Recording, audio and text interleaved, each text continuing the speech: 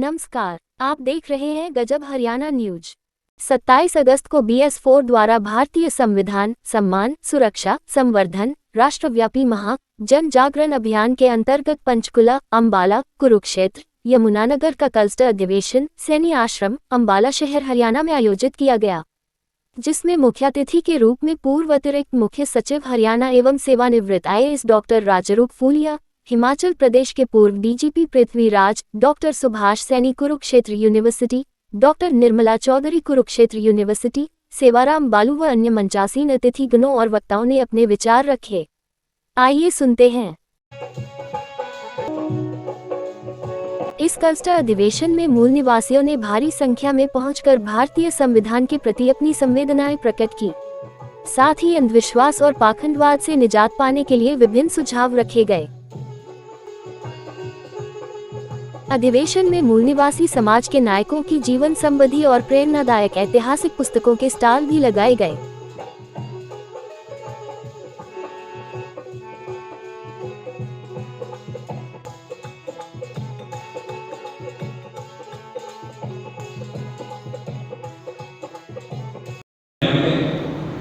कांग्रेस को 3 MLA की जरूरत थी अपनी सरकार में,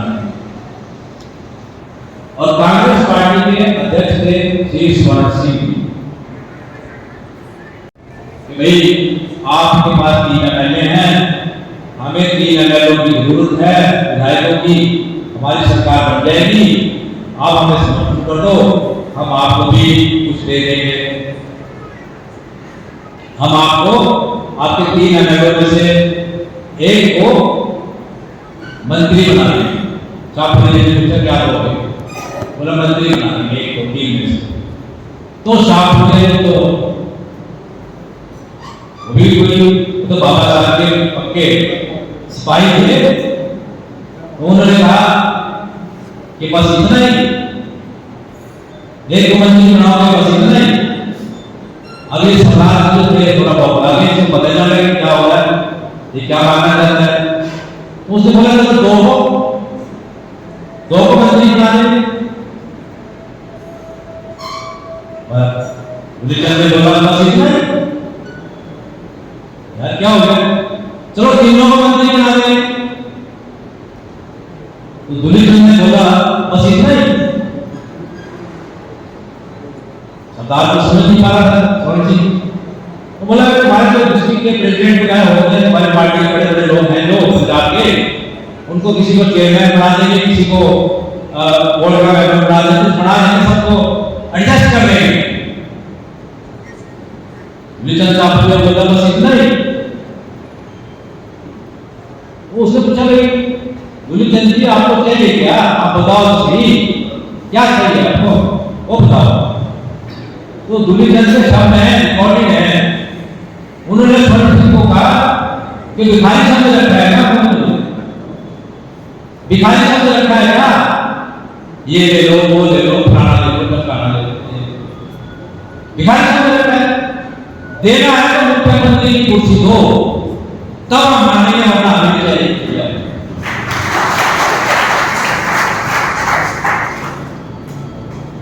ऐसे तो वोट हमारा राज हमारा नहीं चलेगा, वो कभी शासक नहीं कर सकता। न्याय चाहिए तो शासक बनो, ये तो आजकल सारा सोशल मीडिया में चलो। तो विषय है कि ब्राह्मण जो ताना चाहिए रूप में प्रबंधित होता है कर्तव्य हमारे, इसके विरुद्ध आंदोलन विचार बहुत से हमारे पास रास्ते और अपने उसको ना भूले जाइए, आप उसको नागरिक हैं और वो हम अपने मस्तिष्क में नहीं रखते। अपने BS4 के भाइयों को मैं काफी बात देना चाहता हूँ, बैठ के पहले से रिक्वेस्ट करना चाहता हूँ, प्रार्थना करना चाहता हूँ कि जो आपका जो आपके ग्रामीण स्तरीय क्लस्टर से होते होते ये हाथ होना चाहिए और फिर राष्ट्रीय स्तरीय क्लस्टर होना चाहिए। ग्रामीण अभी मेरे अनपढ़ लोग तो कितने भी लोग अनपढ़ लोग समझते हैं, बाबा साहब को भी समझते हैं। तो वे ये जो आपका जो जिला लेवल का क्लस्टर है, पढ़े लिखे लोगों को जब तक जागृत नहीं करेंगे तो हमारे 10+2 बड़े लड़के आजकल थोड़ा सा बड़े में हिमाचल प्रदेश, उन्होंने आप लोगों को जागरूक किया, प्रेरित किया और एक सांस्कृतिक रूप में यहाँ कौन बुला सकता है तेरी और आटल पानिया एक मान की बख्शिया सुंदरा हो जमान की बख्शिया जनानिया के इस जहान में कीम रहोदा अज जुड़ा सा टामला हुंदा कोई पुछदा ना ते गल साडी पैड़ा पसमानड़ो की बुरा हाल हुंदा मनो समृद्धि ते वेद शस्त्रां दा हो चारों पासे विछिया जाल हुंदा शिवोथे दा कृष्ण रंगीला कहे वीरो ओ साथों सगना हर तू तुलाव हुंदा साथों सगना हर तू तुलाव हुंदा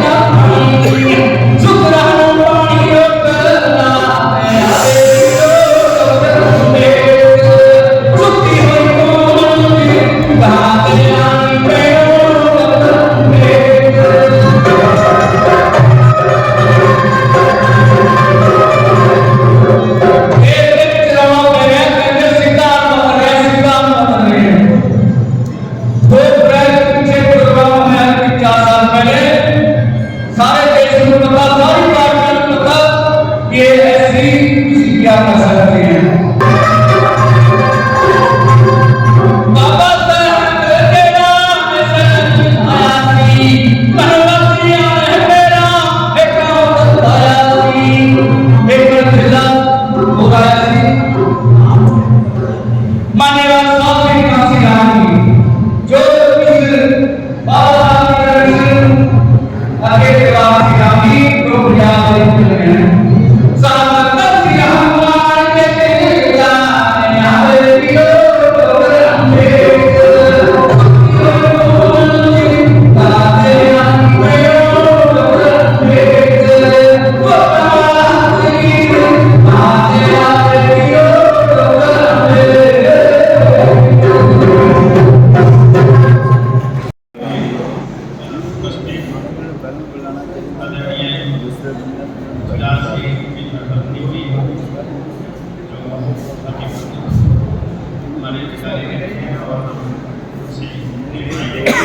और सभी इस समाज के गरीबों के लिए सोचने वाले ऐसे महानुभाव जो आज हमारे बीच में हैं, doctor Subhash ji, professor doctor Nirmala ji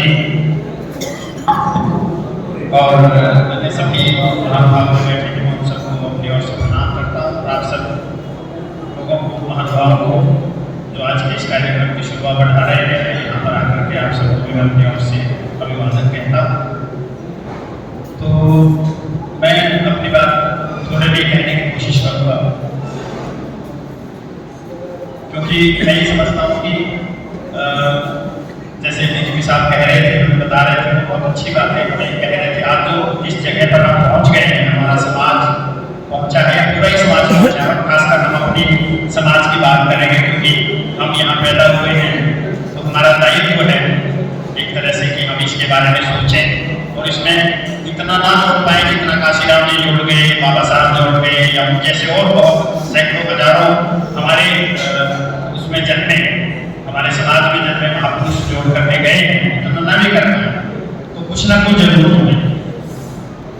और बहुत सारी चीज़ें हम भी देख के आए, क्योंकि हम भी यहाँ हरियाणा में गाँव में पैदा हुए हैं और आज 70 साल के करीब पहुँचने वाले हैं। तो जिंदगी को देखा है, झोपड़ी से निकल के, कच्चे घर से निकल करके, अनपढ़ जिसको साक्षर न होने वाले माँ बाप के उनसे समझदार माँ बाप, संस्कारी माँ बाप के यहाँ से पैदा होते हैं और इस सारी यात्रा में से निकल के यहाँ तक जब पहुँच के देखा है तो बहुत सारी चीज़ें, और उनमें से काफ़ी सारी चीज़ें पृथ्वीराज साहब ने बता दी है हमें कि हम कहाँ पहुँच गए। उन्होंने वो जो उदाहरण दिया है बहुत ही सटीक है, और वो हम में से बहुत पर लागू होता है, और कुछ ना कुछ तो सब पर ही लागू होता है, मुझ पर भी होता है, शायद उन पर भी होता होगा थोड़ा बहुत। क्योंकि आज जो हम हैं, आज जितने हम लोग पढ़े लिखे हैं, आज जितनी बड़ी हमारी संख्या है, आज जितना बड़ा हमें एक ओपन आकाश मिला है, फ्रीडम मिली है आज़ादी के बाद और संविधान के बाद में जो सिस्टम्स में हमें ओपननेस और ये सारी चीज़ें मंच मिले हैं और बातें मिली हैं, उन सारी चीज़ों की बेहतरी को अगर देखें, उस चीज़ों की मजबूती को अगर देखें, वो अगर हम सब मिल करके थोड़ा बहुत भी कुछ करते हैं तो मैं समझता हूँ एक बहुत बड़ी दुनिया भर का बदलाव होना चाहिए था, जो सैडली नहीं हुआ, जो कहीं ना कहीं गाड़ी मिस हुई है। और उसमें मैं समझता हूँ हम आप सबका योगदान है, इधर बैठने वालों का भी, उधर भी, और जो है। तो अब तो मैं समझता हूँ कि थोड़ा बहुत ही चिंताजनक स्थिति में बातें पहुँची हुई हैं, उसमें बहुत सारी चीज़ें हैं।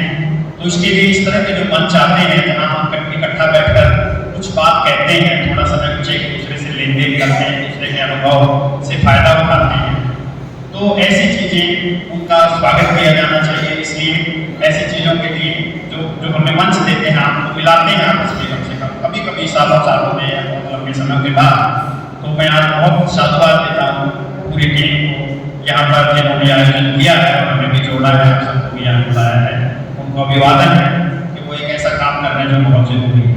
और मैं ये समझता हूँ कि हमें बहुत ज़्यादा इस तरह के आयोजन करने चाहिए हर लेवल, जैसे डीजीपी साहब गुजराती कह रहे हैं हमें, या कि ये जो बच्चों की आवाज़ है ये गांव से भी शुरू होनी चाहिए, कि गांव से आवाज़ आए, गांव में लोग बैठना शुरू करें, गांव में लोग इस बारे में चिंतन करना शुरू करें, गांव में लोग अपना आत्मदर्शन करना शुरू करें, और बीच के लेवल्स में भी, हायर लेवल्स में भी और बड़े लेवल्स पर भी ये चीज़ें होनी चाहिए, इनकी बहुत ज़रूरत है। और उसमें सभी को ही हमें हाथ बढ़ाना चाहिए।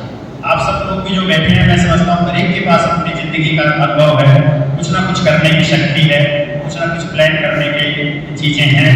तो तो हमको सबको करना चाहिए, क्योंकि हम जो यहाँ बैठ करके 5, 7, 10 लोग जो आपसे बात कर रहे हैं, मैं समझता हूँ आपसे ज़्यादा कई आप लोगों में जो आप हमारे सामने बैठे हैं, आपको उससे ज़्यादा जानकारी होगी, उससे ज़्यादा आपको ज्ञान होगा, उससे ज़्यादा आपकी समझ होगी और उससे ज़्यादा आपके करने की भावना होगी।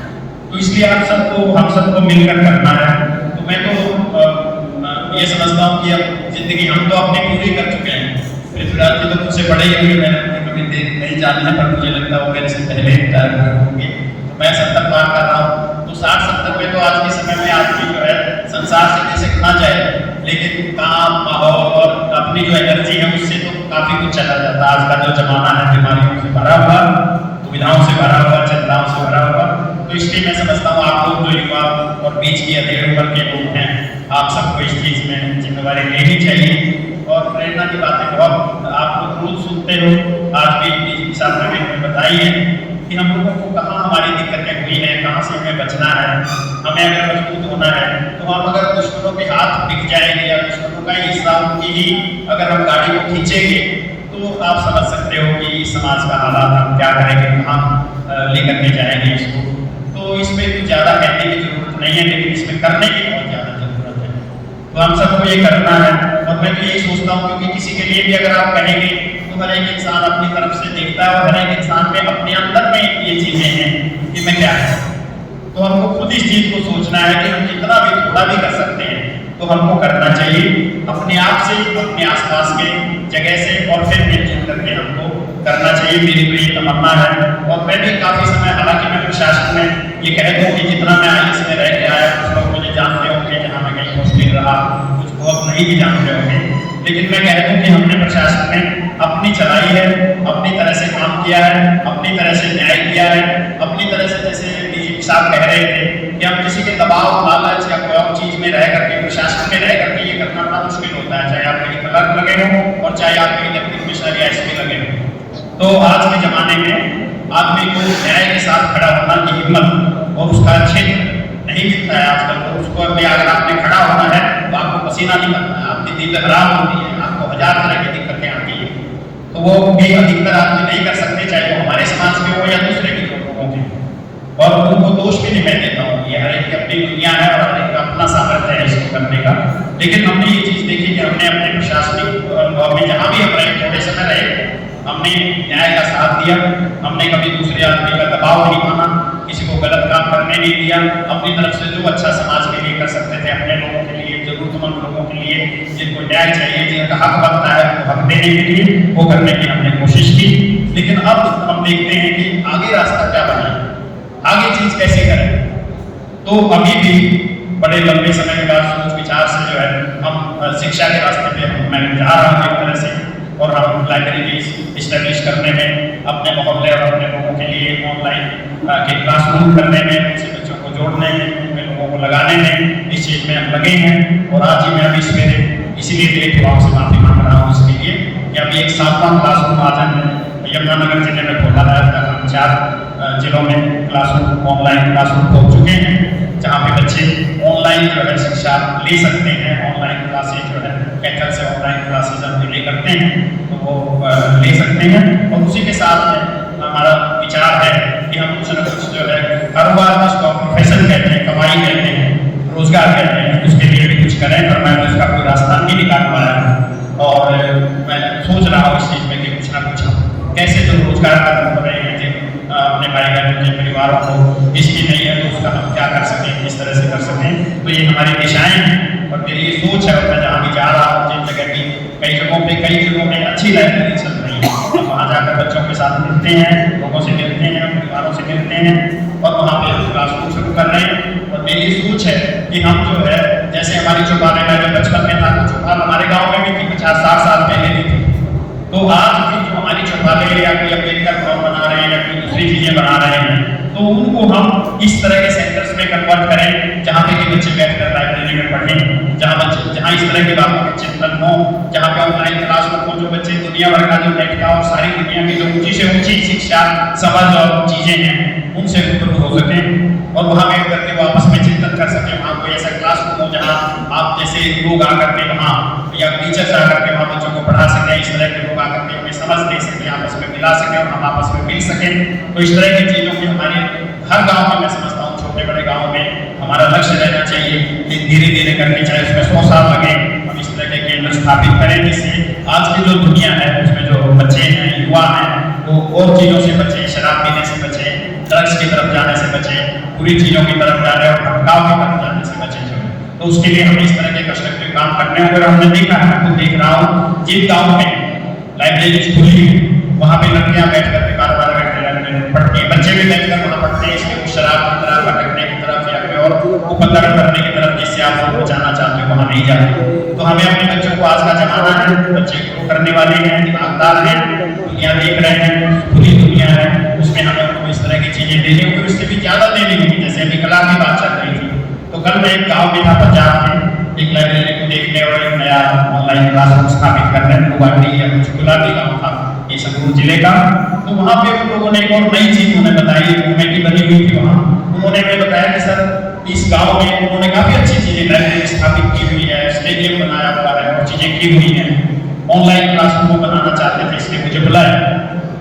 और उन्होंने एक नई चीज बताई कि जी गांव में पहले महिलाएं जो है वो नाचती थी, गाती थी, इकट्ठी होती थी, स्कूल बना रहे हैं, बना रहे हैं, तो आज और सब चीज तो इसलिए जो है हमें जरूरी है और ये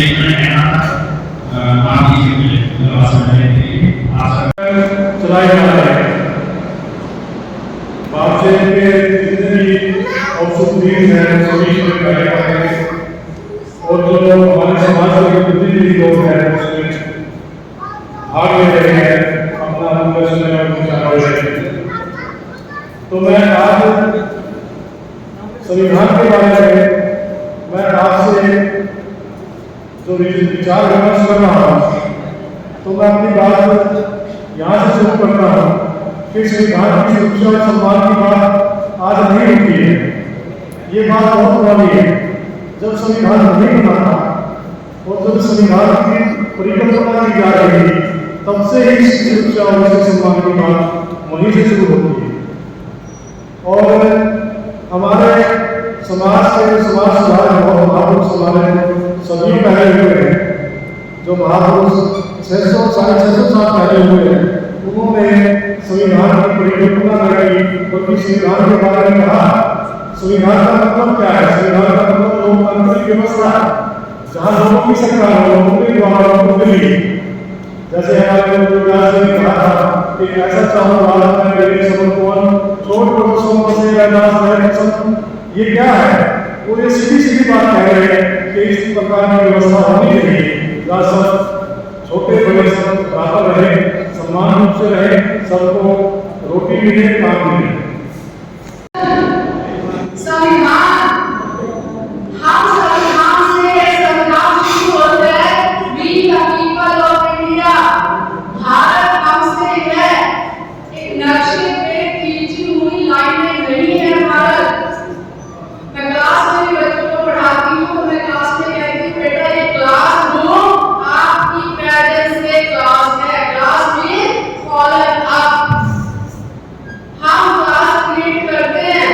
हम बाहर निकल जाते हैं, छठे दो टीचर, तो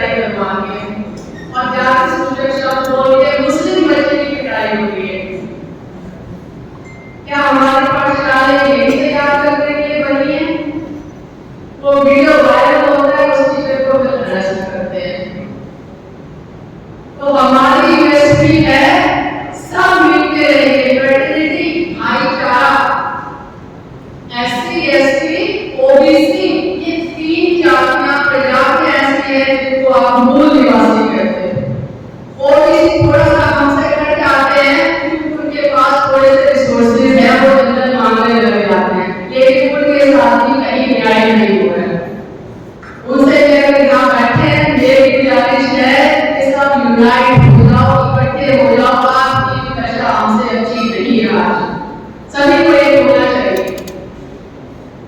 और हम जो है बिरसा मुंडा, अपना परिवार, बाबा साहब, संत रविदास, संत कबीर एक वंशज है। कितना रिच इतिहास है हमारा, हमें गर्व करना चाहिए अपने इतिहास पे। और हम ऐसे बड़े-बड़े चेहरे लेके घूमते रहते हैं जैसे हमारे मुझे कुछ भी नहीं है। ये तो आज घूम रहे कहीं 2-3 नाम रहने वाला तो पता नहीं क्या-क्या लेके आ रहे हैं, हमें तो कभी नहीं पढ़ा हमको। कभी नहीं सुना क्या कॉन्ट्रीब्यूशन आजादी में और क्या देश की तरक्की में उनका योगदान था। लेकिन हमारे पूर्वजों ने इस देश को बनाया, हमारे पूर्वज इस देश को बनाने वाले हैं, तो हमारी जिम्मेदारी ज्यादा हो जाती है कि हम इस देश को बचा के रखें। ये देश हमारा है, वो तो मुट्ठी भर है, 5-7% लोग हैं तो हम पे राज कर रहे हैं। मूल निवासी इस original citizens of India we are. क्या हमें प्रूव करना पड़ेगा हम भारतीय हैं? नहीं, हमें नहीं प्रूव करना पड़ेगा। प्रूव वो करें जिनको शक है। हमें कोई शक नहीं है अपनी मूस पर और अपनी भारतीयता पर। हम भारतीय हैं, भारतीयता को बचा के रखेंगे। और कॉन्स्टिट्यूशन बाय बर्थ ये राइट हर बच्चे को देता है। तो बाबा साहब का विजन इतना बड़ा था, उसने SC/ST का भला ना करके उसने संपूर्ण मानव जाति के लिए कानून बनाया, जिससे सबके लिए हो जाए। सावित्रीबाई फुले, ज्योतिबा फुले, भूल सकते हो कितना योगदान है? उन्होंने कोई जाति का वर्ग का भेदभाव नहीं करना था। उनके स्कूल में सभी वर्गों की लड़कियां पढ़ने आती थी और वही वर्ग उसके ऊपर टीचर पहनना, अफसर पहनना, 2 साड़ी लेके उसका निकलना। तो ये आगे बहुत विचारणीय है कि वो ही समाज जिसको हम लोग प्रोटेक्शन दे रहे हैं आगे बढ़ने के लिए, हमारे ज्योतिबा फुले, सावित्रीबाई फुले, हमारी माता रमाबाई, ये सारे समाज के लिए काम कर रहे हैं। और उन्हीं को आप कहते हो कि ये तो शूद्रों के हैं, ये क्या लगा है तो शूद्रों के देता है, शूद्रों के नहीं है। वो सबके बताओ कानून सबके लिए नहीं बना, संविधान सबके लिए नहीं है। क्यों शक होता है उन्हें कि बाबा साहब के नहीं है? दिखाते हैं आजकल गाड़ी के पीछे लिखा रहा हिंदू राष्ट्र बनना सबसे बड़े खतरे की बात है। मैं पब्लिकली कहती हूँ इस चीज को। हिंदू में जाति सिस्टम सबसे ज्यादा, जातिवाद उसमें सबसे ज्यादा डोमिनेंस है। अच्छी बातें हैं, प्रकृति की पूजा करो, कोई मना नहीं करता, हम भी करते हैं। माँ बाप की सेवा करो और बहुत सी चीजें अच्छी भी हैं। लेकिन जो सबसे होपलेस काम है, जिसने हमें शूद्र बना दिया, वो जाति प्रथा है। इसे हिंदू धर्म, अगर वो हिंदू राष्ट्र करते हैं तो ये कोई अच्छी बात नहीं है, अच्छा नहीं है। क्योंकि देखो फातिमा शेख साथ लगती है सावित्रीबाई फुले के साथ, उदाहरण है हमारे सामने। ज्योतिबा फुले, उसके पापा जब निकाल देते हैं घर से, जनता के लिए, लोगों के लिए, गरीब लोगों के लिए चले गए हैं, तो उन्हीं के दोस्त से उनको जगह देते हैं, उन्हीं के पाड़े में वो स्कूल चलता है। क्या हम गलत लगे थे? गाने भी सुनते हुए बचपन में जब स्कूल में थे, हिंदू मुस्लिम भाई भाई, क्या फर्क है? क्या उनका देश नहीं है? आपके अपने गुरु हैं, आपके अपने संस्कार हैं, आपके अपने धर्म है, बौद्ध धर्म, जिसका अस्तित्व इन्होंने कैसे मिटाया। बौद्ध धर्म जो हमारा पुरातन धर्म माना जाता है, जिसमें शिक्षाएं दी गई है, ना कि कपोल कल्पनाएं गढ़ी गई है। इसके साक्षात प्रमाण दिए गए हैं इतिहासकारों में। आर्कियोलॉजी स्पष्ट करती है, कोई धर्म, कोई ग्रंथ, अरे इनका कोई ताड़ पत्र तो होगा, कोई कागज पत्र तो होगा जिसमें इन्होंने लिखा है कुछ अपने पूर्वजों के बारे में, उनके धर्म ग्रंथों के बारे में, या हिंदू शब्द कहीं आता है। किसी भी ताड़ पत्र, कागज पत्र में इनका कोई भी अस्तित्व, ईश्वर का अस्तित्व, राम का अस्तित्व कहीं नहीं है। धर्मों की बात कर लेते हैं। हर चाहे मुसलमान धर्म, पता है कि मोहम्मद जी और उनका कुरान है, साक्षात प्रमाण है। ईसाई धर्म है, स्पष्ट दिखता है कि बाइबल है, जीसस क्राइस्ट हैं, उनके प्रमाण दिखते हैं। सारी की सदी में पहले उन्होंने क्या कहा, सब दिखता है। सिख धर्म है, गुरु गोविंद साहब जी का पता चलता है। लेकिन इनका क्या धर्म है? इनका कहीं भी कोई प्रमाण, अगर आप ऐतिहासिक स्तर पर एर्गोलॉजी सब कुछ साबित कर दे, इनका कोई ताड़पत्र, प्रमाण पत्र, कागज पत्र कुछ तो कहीं लिखा होगा इनके पूर्वजों ने, लेकिन स्वीकार नहीं करते। स्वीकार क्यों नहीं करते? किसके सामने स्वीकार करेंगे? क्योंकि जो पॉपुलेशन में ज्यादा है उसने तो मुंह सिल लिया। प्रश्न करना बहुत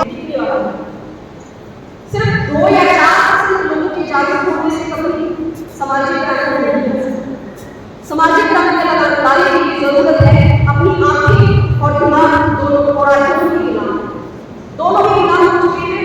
इतना इस हिंदूवाद में हो चुके हैं, हिंदू के नारे लगाए जा रहे हैं, और ब्राह्मण जो अपने आप को हिंदू मानते हैं वो तो आगे सनातन कह रहे हैं। इन मूर्खों को यह भी नहीं पता कि सनातन शब्द जो है वो धर्म से निकला है, बहुत धर्म से निकला है।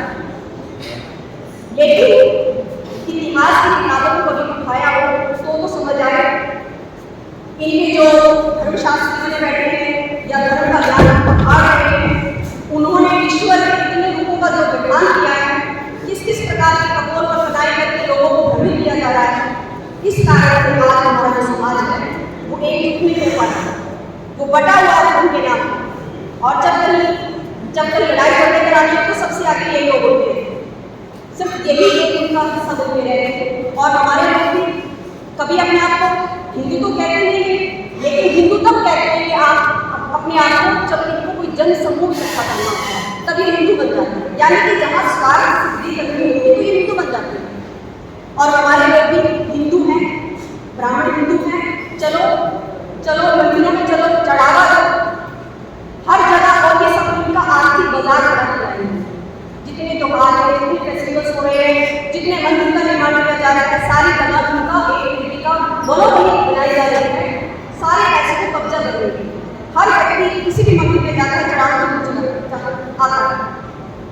और अब पवित्रता की बात कर लीजिए, जब हमारे पूर्व राष्ट्रपति रामनाथ कोविंद जी से कोई मंदिर अपवित्र हो जाता है, वर्तमान राष्ट्रपति द्रौपदी मुर्मू जब प्रधानमंत्री में जाती है और उनके पंडितों के द्वारा उनको अंदर आने की मनाही हो जाती है, इससे बड़ी गिलानी की हमारे समाज के लिए हो ही नहीं सकती।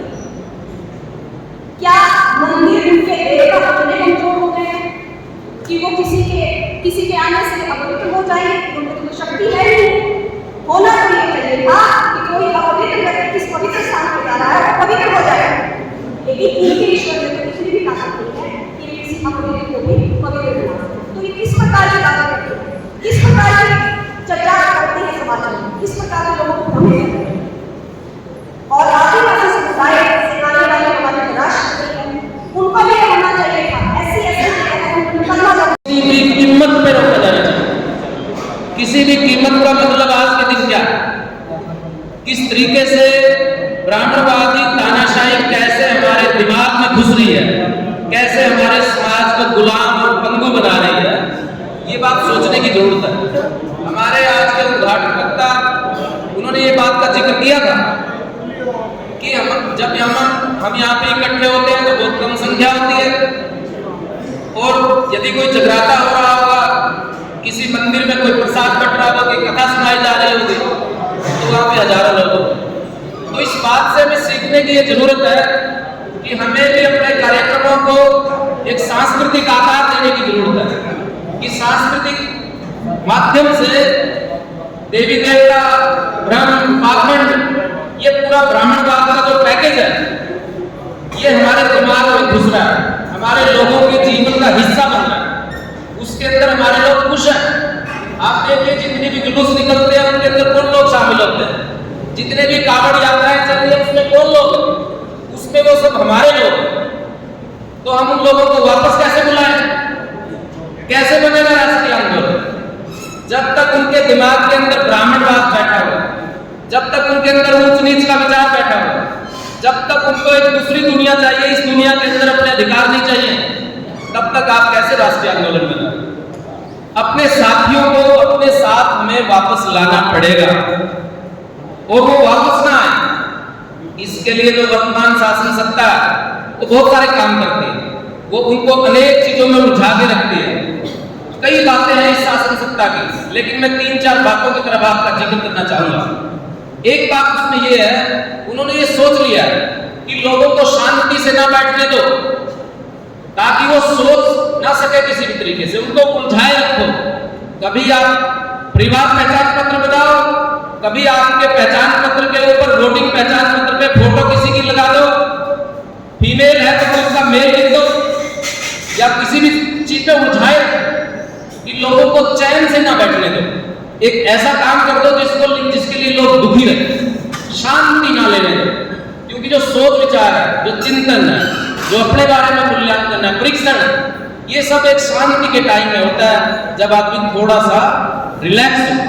तो लोगों को उलझाए रखो, शांत ना बैठने दो। आप देखिए पिछले कितने सालों से ये प्रक्रिया चल रही है, शांत मत बैठने दो। तो एक तो ये चीज है, इसको समझने की जरूरत है कि जितने भी प्रोग्राम हमारे लिए लेकर आ रहे हैं, वो सब हमें उलझाने के लिए लेकर आ रहे हैं। दूसरी जो वो चीज करते हैं हमारे लिए, जो ये करते हैं कि एक टाइम में एक वर्ग को पकड़ो, उसको शत्रु की तरह पेश करो, और ये बताओ कि ये वर्ग है जिसकी वजह से देश का सत्यानाश हो गया, जिसकी वजह से ये देश तरक्की नहीं कर रहा, जिसकी वजह से देश विश्वगुरु नहीं बन रहा। कभी उसमें दलित होते हैं, कभी उसमें आदिवासी होते हैं, कभी उसमें मुसलमान होते हैं, लेकिन कुल मिलाकर कौन होते हैं? वो हम ही होते हैं। एक एक टाइम में एक एक को पकड़ो, उसको खलनायक बनाओ और उस दूसरे वर्गों को उसके खिलाफ कर दो। हमारे साथ हो रही है। और एक और तीसरी बात कि झूठ बोलो, बार-बार झूठ बोलो, इतना झूठ बोलो, सुबह से धर्म के माध्यम से झूठ बोलो, आर्थिक माध्यम से झूठ बोलो, राजनीतिक माध्यम से झूठ बोलो, कि चारों तरफ इतना झूठ बोलो कि लोगों को कुछ बात समझ में ही ना आए, कि सच्चाई उन तक पहुंचे ही ना। एक पूरी इस तरह का तंत्र पैदा कर दो कि जहां भी जाए आपको एक झूठ का दैत्य मिलेगा, आप उससे लड़ नहीं सकते। आपके सामने एक ऐसी चीज खड़ी कर दी है, एक झूठा इतिहास, झूठा धर्म, झूठे आयत, सब कुछ झूठा, और उस झूठ की दुनिया से, उस छाया से आप कैसे लड़ोगे? आपके लिए वो चीज पैदा कर दी है, ऐसी चीजें पैदा कर दी है, कोई विकल्प नहीं है, कोई विकल्प नहीं है, हम ही विकल्प है। आपकी मजबूरी है हमें चुनना, हमें रखना। ये जो दिमाग में बिठाया जा रहा है, इसको समझो, ये हमारे माइंड के साथ खेल रहे हैं। ब्राह्मणवादी तानाशाही कहीं ऐसे नहीं आती कि वो रथ में बैठ गया, वो हमारे दिमाग में, हमारे कार्यक्रमों में, हमारे इनके माध्यम से आती है, और वो हमारे दिमाग में बैठ जाती है। हम वैसे सोचते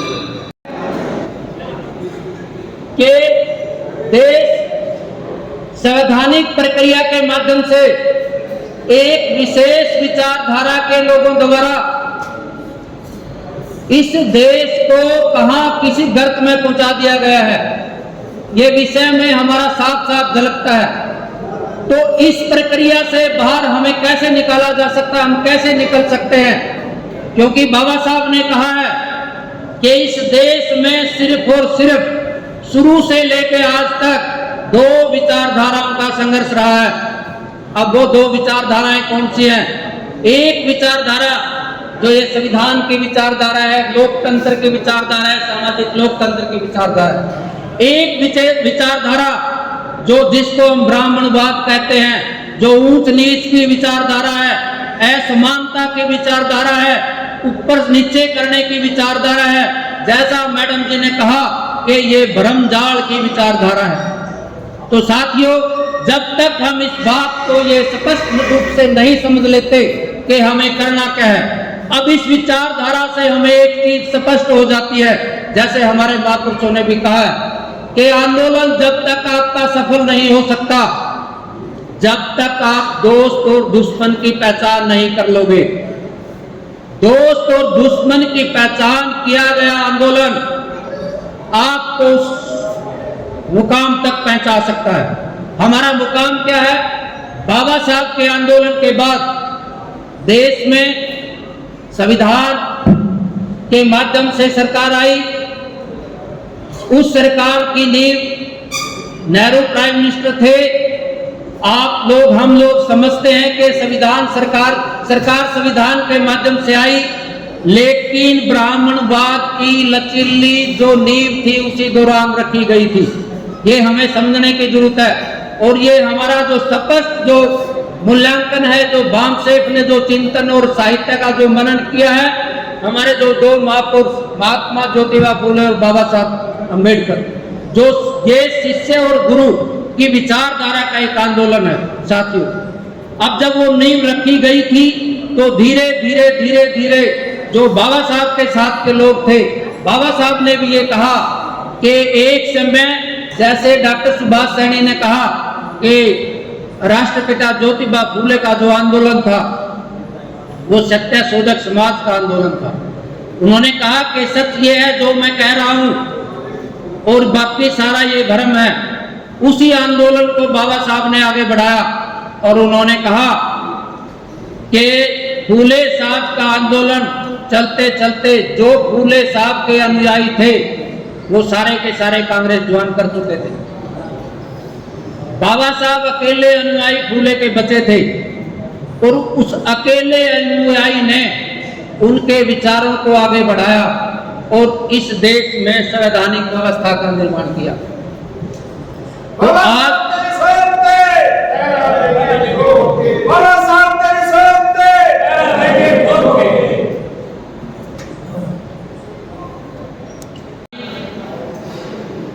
जो संगठन था वो एक एक करके करीब